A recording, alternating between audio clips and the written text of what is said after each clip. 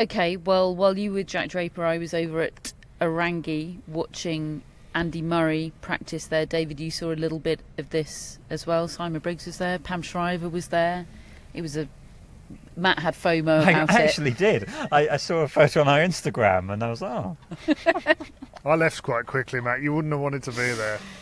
Yeah, okay, so it was actually his second practice session of the day. Apparently he'd practiced off-site at Rains Park somewhere not too far away earlier on this morning. Behind closed doors, nobody saw that, and then practiced this afternoon at the practice courts here, not open to the public, but open to certain members of the media. It was a light practice, but he was doing singles drills.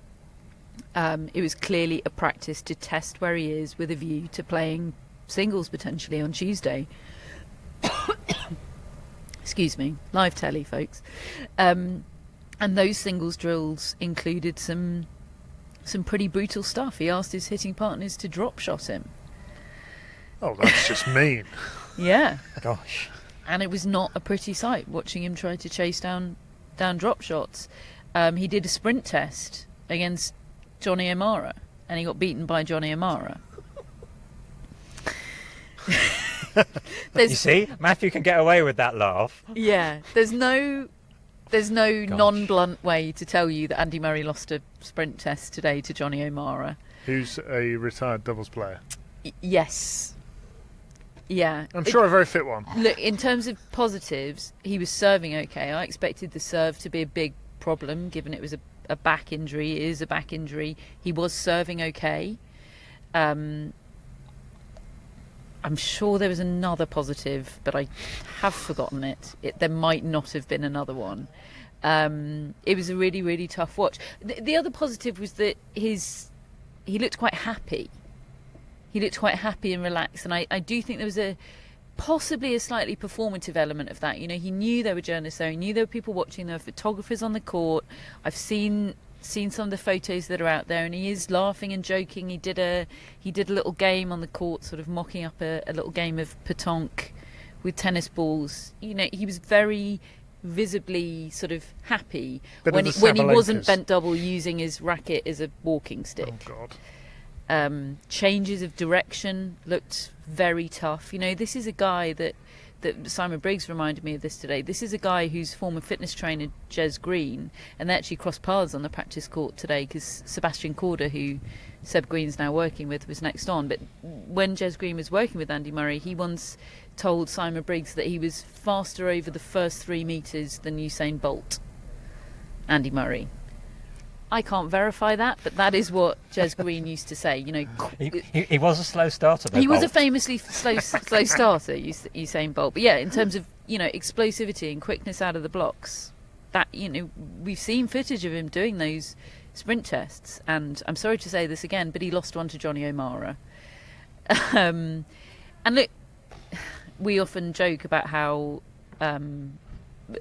people like us, and indeed us, sometimes go and watch practice and say, oh, they're hitting the ball so sweetly. And he was hitting the ball really sweetly when the ball was right in his hitting zone. He will be able to do that when he's 100. All of these guys will. They will be on their deathbeds, and if a tennis ball lands there and they've got a racket in their hand, they'll be able to hit it sweetly. It's all about whether they can get themselves in position to get the ball in the hitting zone, and he couldn't do that today.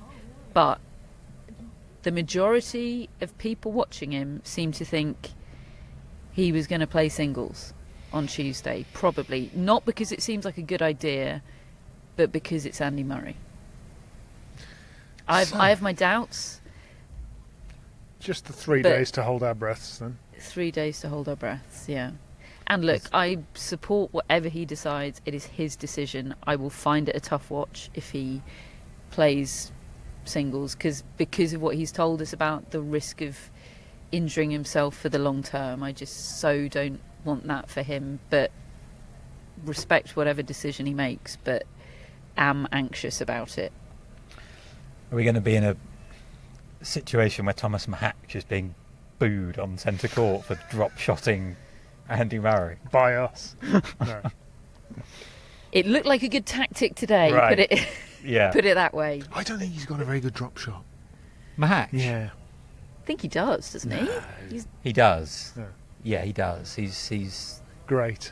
got great touch and hands. But I mean, the one match I saw him play on grass, he was a disaster. Oh. And he had his own neck problem in that match against Feast. He was getting it stretched out all the time. Like, so what I'm saying is, It's on. no, I'm not. what you're saying is it might not be the best spectacle if on either side of the net if it happens.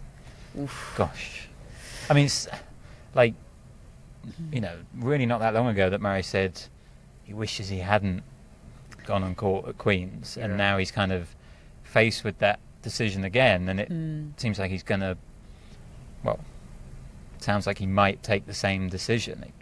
I mean, look, that wasn't my impression from watching him today. Right. I was watching him going, well, obviously he's not going to play singles, but other people there, other more learned people than me, thought the fact that he was doing those singles drills meant that he was still planning on playing singles right now. I suppose he might But- be doing them to rule it out.